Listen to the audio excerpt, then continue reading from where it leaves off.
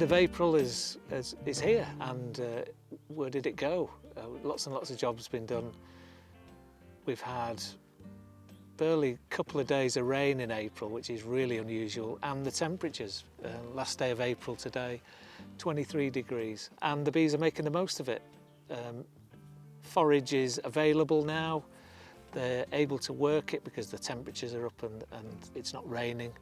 And so they've started to produce honey already, which is pretty much unheard of in April around here. It's been the perfect start. I'll call it the perfect start. For people who've watched our other videos, you'll remember that I called it. So at this time of year, even though we are early to mid-February, things are starting to happen locally in the forage for the bees that is quite unusual, and it appears to be we're going to have quite an early season this year. Hello, Puss. This is Cleo. Thanks, Cleo. Thanks for your input. I'm really pleased. It was more out of desperation from last year that I was hoping for a good year this year, but it's delivered on lots of different levels. The bees are doing really well, big colonies, so that when the forage arrives, we're just into the hawthorn now. When that arrives, they've got a big enough colony to be able to take advantage of it. And hawthorn produces beautiful honey.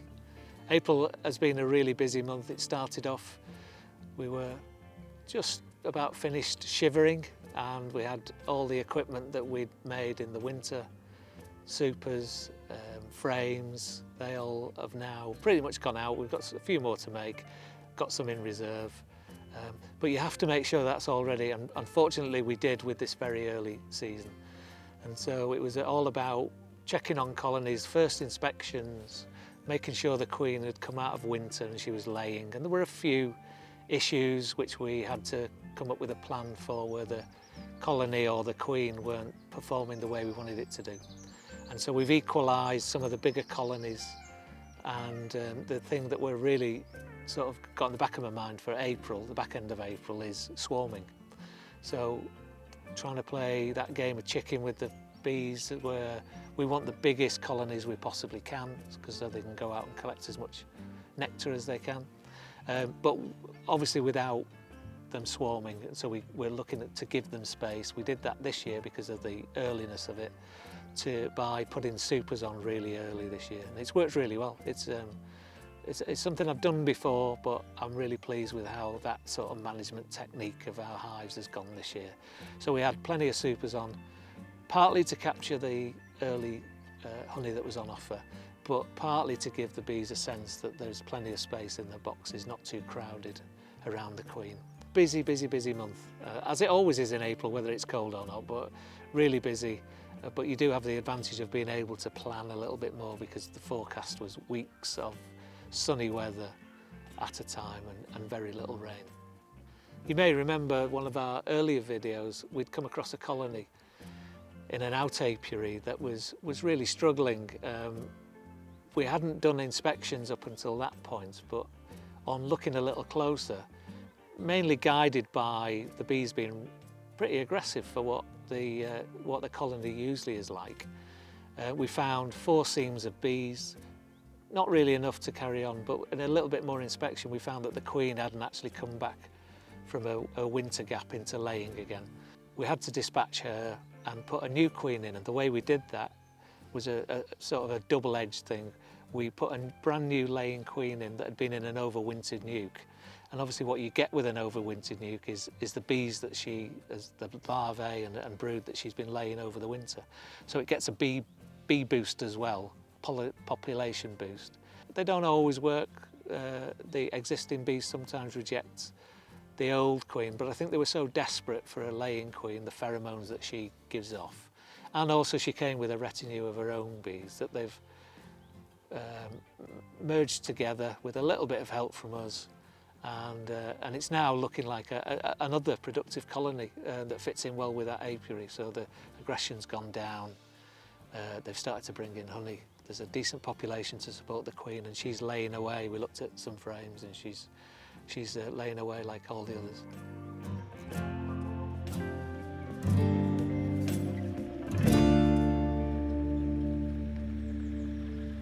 So this was the hive.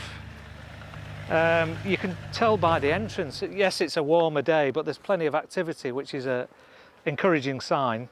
when we take off the roof, another encouraging sign would be that there are bees up in this super.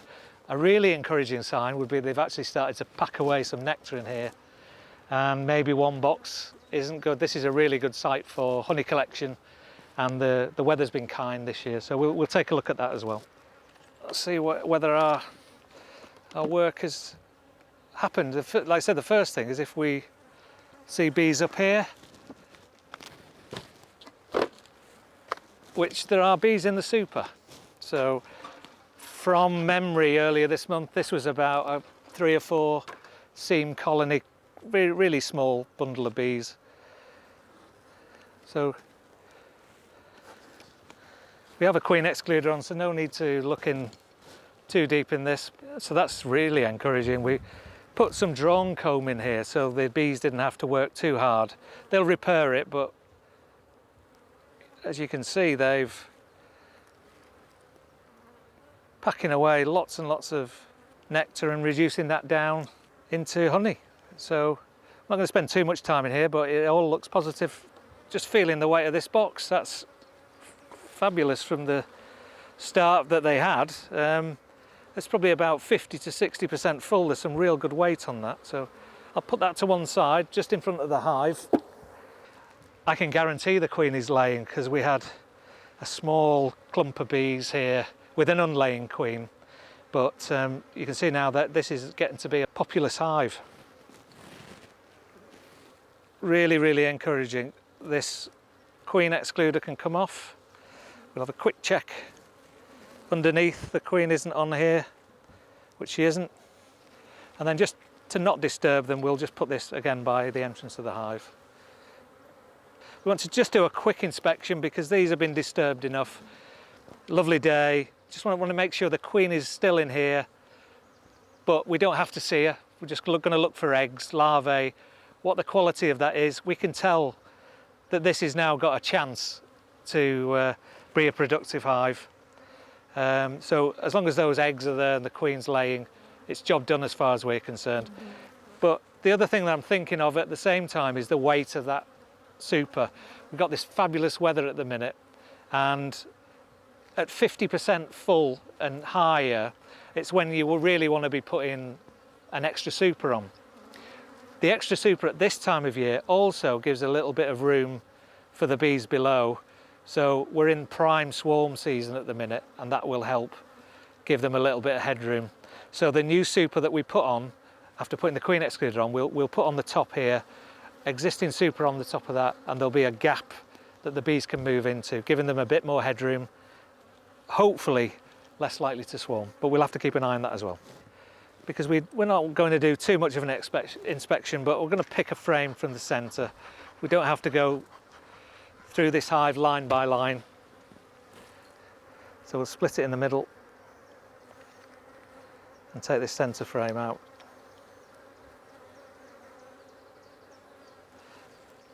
And immediately we can see that our intervention, big pat on the back, has been a success, because you can see from the colour of this the cappings on here, this has been done quite recently. We did the nuking about 2 weeks ago. These would be much darker, so this is fresh cappings from the new queen, and right in the margins we can see eggs as well. We'll have another look at another frame just to make sure, but that's really, really good.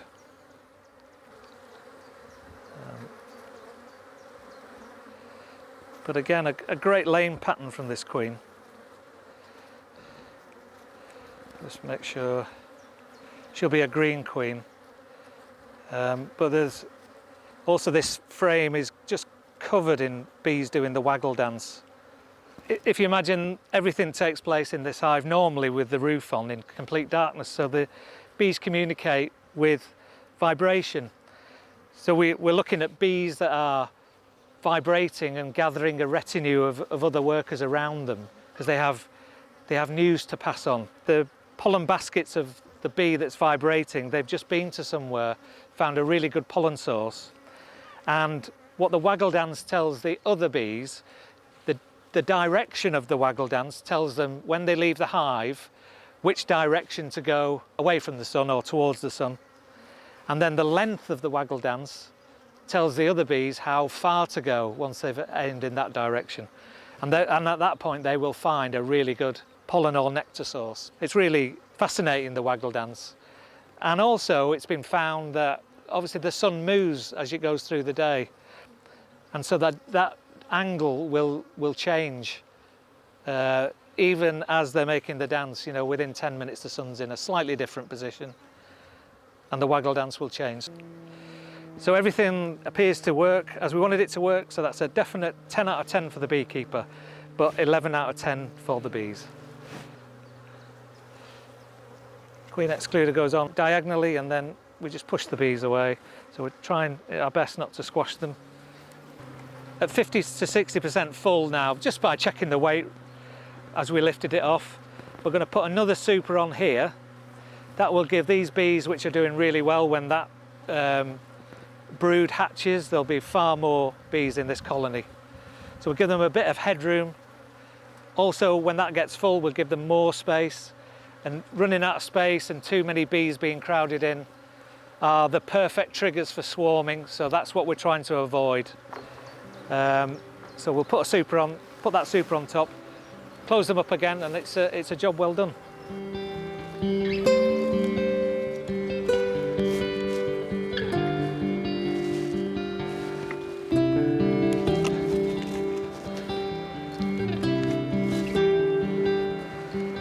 We've got plenty of room now to make honey while the sun shines. So that's it. It's a job well done.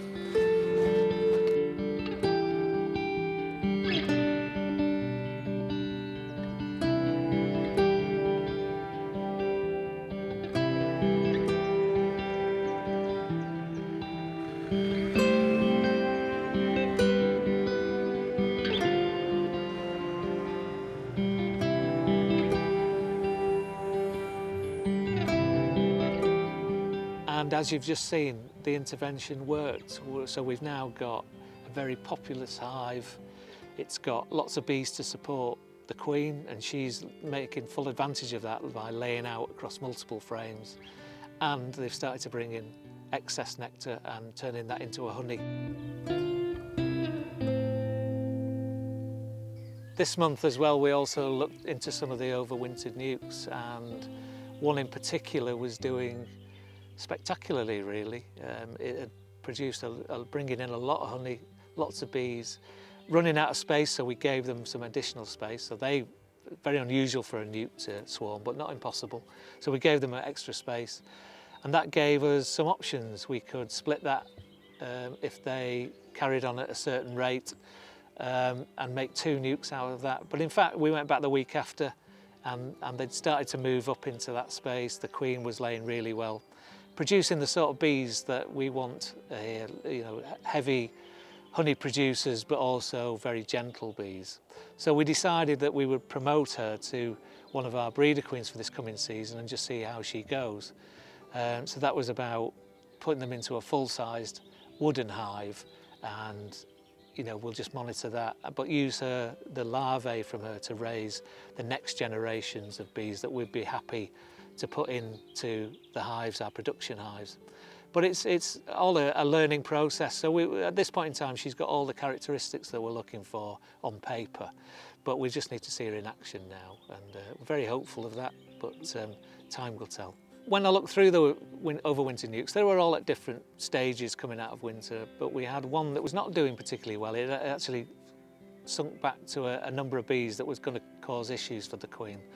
The supporting cast, she needs a certain number of bees to help her lay and come out of winter. And so what I did was I moved the hive that was doing really well to the position that the hive that was not doing so well, and just swapped them over. And what that does is it skims off the excess bees in the hive that's doing really well and bumps up the population of the not so well hive. They'll be allowed into the nucleus because they're coming back from foraging visits, that they've got all the things that hive wants, like nectar and pollen, so they very quickly merge together. And on both counts really, the overpopulated hive, we managed to skim the bees off, which sort of gave us a little bit more room to have a proper look in the hive. And then the underpopulated hive, we boosted that colony up to the point where the queen is now laying really well.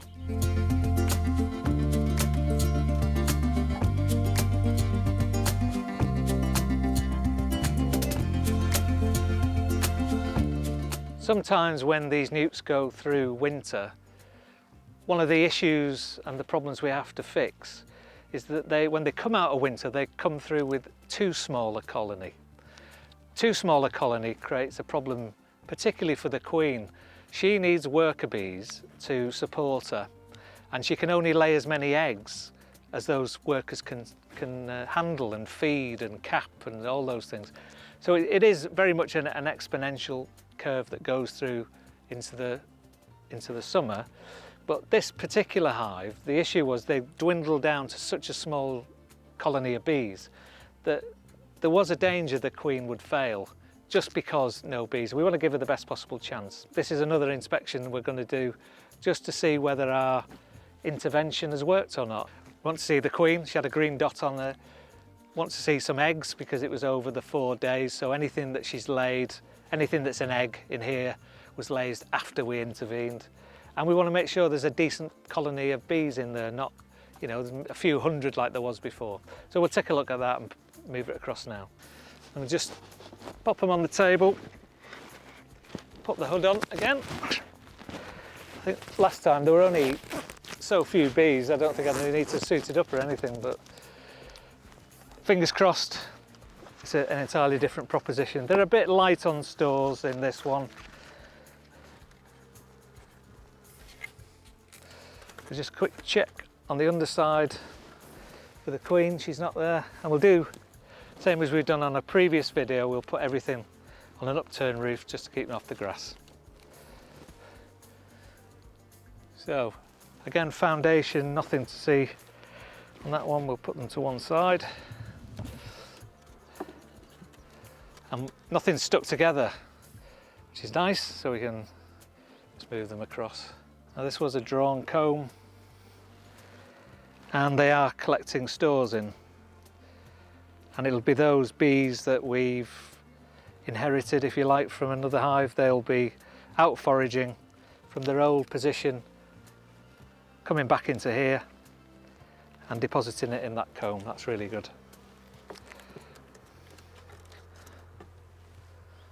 No queen on there. So far so good. That's exactly as we would have thought. And you can see from this that on the face of it, our intervention has worked because it's quite a populous hive now with lots and lots of bees.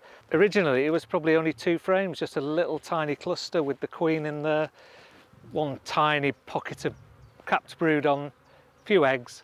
But she really didn't have the field force to support her, and this is exactly as we wanted it to happen, providing she's still alive. So we'll take a look at that now.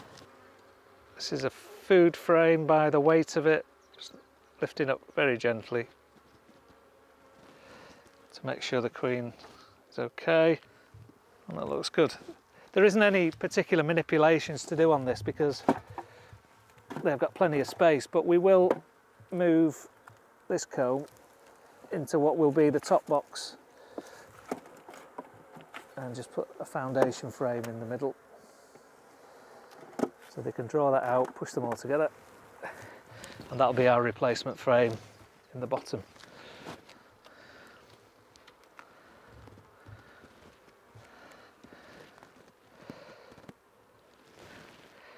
So we have eggs in here, which is a great sign, and there's our queen with a green dot, still alive, and judging by the eggs, laying like a trooper. So she has a number 53 on her back. We can look back on our records. She'll be a Buckfast queen, but lots and lots of eggs. Originally, there was just this one small patch here of brood, and the colony was only really going to go one way, which was downhill, and so I'm really pleased with that. She's worth investing in. We put a lot of effort into breeding her, so we'll give her every chance we can. Again, there's no real need to do an inspection any further, but I just want to make sure they've got plenty of space, which they have. Put some nectar and pollen in this bottom. They've now got more space to move it upwards, but lots and lots of eggs, which is great, and she's still alive. There can't be any better news really for this queen. Everything we'd hoped for, as in a bigger population to support her, and she's still laying and alive. Everything has happened as we wanted it to. So that's as much as we want to see from this inspection. We'll just make sure she goes in.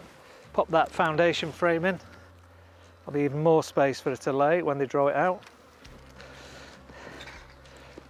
And you can sort of judge another nice colony. Not as good as some of the ones we have, but still, you know, not coming up to greet you, as it were. And then they just need a period now, just be left alone. They have got honey in here, plenty of nectar, and so I wouldn't even feed. They'll draw these combs out naturally with what's coming in, and then these have got a more chance in a bigger box, maybe in about 3 or 4 weeks' time, when they've expanded out. So that's at the point we'll move them into one of the out apiaries, and maybe a little late for them to produce honey from a standing start this season, but certainly moving into next season. And it's another productive colony, so good news, good news.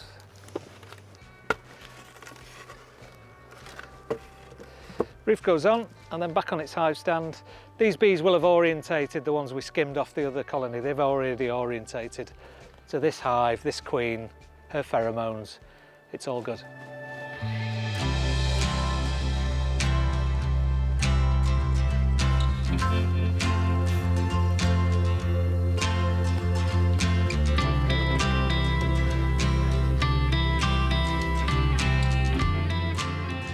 I'm very happy with how it's going. It's you know, last year is forgotten about, as it always is. There's always this year, there's always next year.